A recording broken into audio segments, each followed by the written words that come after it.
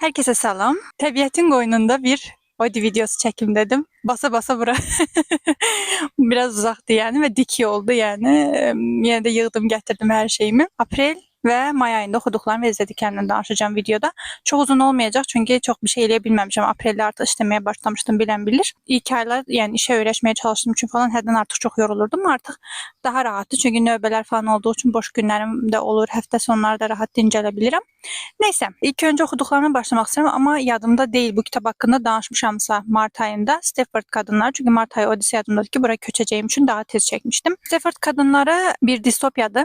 Klassiklərdəndir və yazarı kişiymiş bu arada. Mən bunu biləndə çox təəccüblənmişdim. Bu kitabda bir qəsəbədən söhbət gedir. Stepford qəsəbəsindən yeni bir ailəmiz var. Qadın kişi və 2 dənə uşaqlar var idi, səhv bilmirəmsə. Bu qəsəbəyə təzəlikcə köçürlər və bu qəsəbə biraz interesnadır. Çünki bu qəsəbədəki qadınlar çox qəşəngdilər, belə kukla kimidirlər, yəni ev işləri görürlər, bütün gün həyatlarından da razıdırlar, yəni evdar xanım kimi yaşayırlar və bu qəsəbədə kişilər klubu var, qadınlar klubu deyə bir şey yoxdur. Və əri də bu kluba yazılır, deyir ki, biz onları içəridən fəth edəcəyik. Çünki əri də çox modern düşüncəlidir, yəni ikisi də belə feminist cütlüklərdir, yəni. Və yavaş-yavaş bizim baş qəhrəmanımızın qadının gözündən oxuyuruq, bir şeyler üzə çıxmağa başlayır. Yəni kitabın sonuna qədər çox da uzun bir kitab deyil, qısadır və dili də çox asandır bu arada. Filmi də varmış, 2 dənə filmi var, amma heç birini izləməmişim çünki ikisini də fraqmandan baxdım və çox dəxilsiz çəkiblər. Kitaba 3.5 vermişdim, amma bəzi məqamlarını gözdən keçirəm. Bu arada bir dənə kanal var. O kanalın bura videosu yəni çəkmişdilər. Onlar biraz uzun-uzun söhbət edirlər bu kitab haqqında. Spoilerlə danışırlar bu arada. Kitab oxumusunuzsa baxa bilərsiniz. O videonu izləyəndən sonra dedim ki, dedim və 4-ə qaldırdım xalımı. Daha da belə qəşəng nüanslara toxunmuşdular. Distopik romanları, belə feminist romanları sevirsinizsə oxumanızı tövsiyə edirəm. Şəxsən azca nə tərcüməsi yoxdur bildiyim qədərilə. Bunu martda oxumuşdum yəni. Keçirəm mart demiş, aprel tərs deyirəm. Aprel ayında oxuduqlarıma keçirəm. Aprel ayını bitirdiğim kitap səhv eləmirəmsə Sırt Krallığıdır, Marilu'da. Instagramda bu kitab haqqında fikirlərimi paylaşmışdım. Bu kitab fantezi janrındadır, biraz da tarixi roman qarışığı şəklindədir. Yazarı bəlkə də Efsanə seriyası, Warcross seriyası, başqa bir seriyada yazıb. Bundan tanıya bilərsiniz. Gül Cəmiyyəti falan yadımda deyil. Deməli bu kitabda Mozart'ın bacısı Maria Anna Mozart'tan danışır. Marie Anna Mozart. Anasının adı da Anna Marie Mozart imiş bu arada.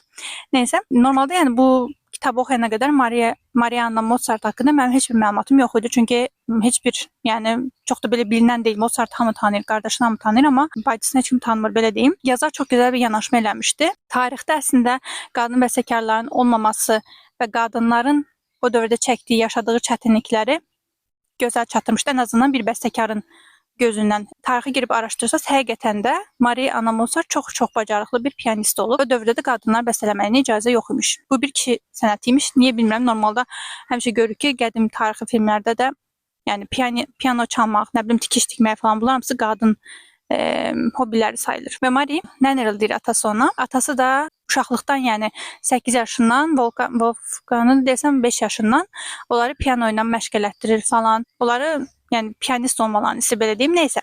Ataları da bir ayrı mövzudur. Və Marie öz yuxusunda görür, bir oğlan görür başqa bir dünyadan və həmin oğlanın Marie'nin yardımına ehtiyacı var. Marie də oğlanın qarşılığında başqa bir kömək istəyir, başqa bir şey istəyir və onların yolları beləliklə kəsişir. Mən sadəcə Nannerl, yəni Marie'nin bu dünyaya girib gələcəyini düşünürəm, amma qardaşı da burada iştirak eləyir. Əsl kitab oxuyanda biz Marie ilə Wolfgang'ın arasında ona da bir ad taxmışlar, yadımdan çıxdı onun ləqəbi. İkisinin, yəni bacı qardaş ikisi birbirine çox həddən artıq yaxın olublar. Hər şeyini paylaşıblar belə. Yəni evlənənə qədər, Marie evlənənə qədər belə deyim, çox yaxın olublar. Bu hissələri görmək falan da çox xoş idi. Kitabın belə çox fərqli bir mövzusu olduğu üçün çox yadda qalır. Bəlkə də uzun müddətə bitirdiyim üçün də ola bilər, amma bu mövzulara toxunduğu üçün çox xoşuma gəldi. Sadəcə olaraq o fantastik hissəsi mənim çox da bəyənmədim. Çox geri, belə nə deyim, yetərsiz gəldi mənə. Musiqi sevərlər varsa aranızda kitabı kəsinliklə tövsiyə edirəm. Mən deyəsən 3.5 vermişdim kitaba. Sonra keçirəm Percy Jackson'ın 3-cü kitabı Titanın Lanətini oxudum. Bunu biz qrupla oxuyuruq. Əslində mən qrupa çatdıra bilmədim. Mən biraz gec bitirdim. Bir yerdən sonra seriya elə olur ki, hər dəfə bir şeylər baş verir. Percy işte günün sonunda günün kurtarıcısı olur kimi bir şey olur yəni və bir yerdən sonra yormağa da başlayır adamı, amma belə bir məsələ var ki, arxa planda böyük bir hadisə var, böyük bir olay var və hər kitab keçdikcə də o olayın üstü açılmağa başlayır, amma hər kitabda da bir macəra şəklindədir. Ona görə də 12 yaşdan məsələn üstü hər kəs oxuya bilər və 12 yaşlı, 13 yaşlıların, məktəb yaşlılarının bu kitabı oxuyanda yəni heç sıxılmayacaqlar. Yazarın yəni hədəf kütləsi də odur. Yəni məktəb yaşlılar üçün nəzərdə tutulub. Uzun müddət fantastik oxuyan biri üçün təbii ki, yetərsiz gələ bilər. Kitaba bilmirəm, hələ ki qiymətim çox yadda qalan bir kitab değildi mənə görə. İkinci kitabı daha çox sevmişdim. 2 ilə 1-dən daha aşağı idi mənə görə. Bilmirəm, 3.5, 4, bəlkə 3.75 verə bilsəm elə verərdim. 3.75 verərdim hə. Belə. Yəni seriya davam eləyəcəm. Mənə gəlir ki 4-5-ci kitabı daha çox sevərəm deyə düşünürəm. Digər oxuduğum kitab Stephen King'dən 3-cü çəkilişi. Bu da seriyanın Kara Kulə seriyasının 2-ci kitabıdır. Çox maraqlı, yenə çox interesli bir kitabdır. Yəni King'in beynində nələr dönür bilmirəm, amma çox qəribə bir şey, yəni qəribə bir şeylər yazır, ortaya çıxarır. Hər kitabda bəzi şeylər açıqlanır, amma milyon dənə də sual yaranır. Və kitabı bitirəndə çox böyük bir şok yaşadım. Kitabın sonlarına doğru bir ad var idi, onu yazmışdım. Və sonra girdim, axtardım. Dedim ki, bu ad məni tanışdı, həmin adamdımı?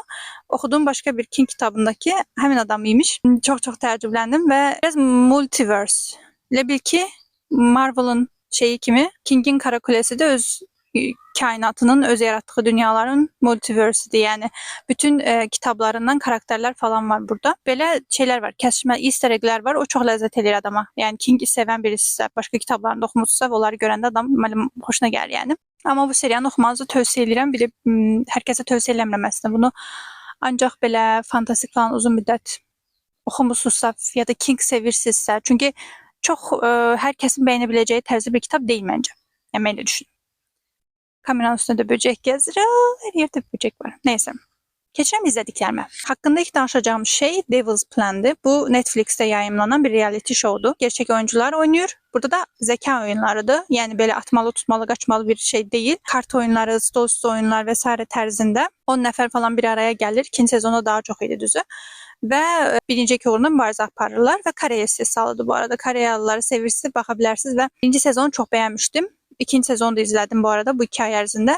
12 bölümdülər cəmi, amma ikinci sezonun bölümləri çox daha uzun idi. Yəni bu tərz oyunları, bu tərz şeyləri sevirsə baxa bilərsiniz. Mən çox bəyənərək izlədim. Black Mirror'un təzə sezonu çıxıb bilirsiniz ki, amma çox izləməmişəm, ona görə çox danışmayacağam ondan.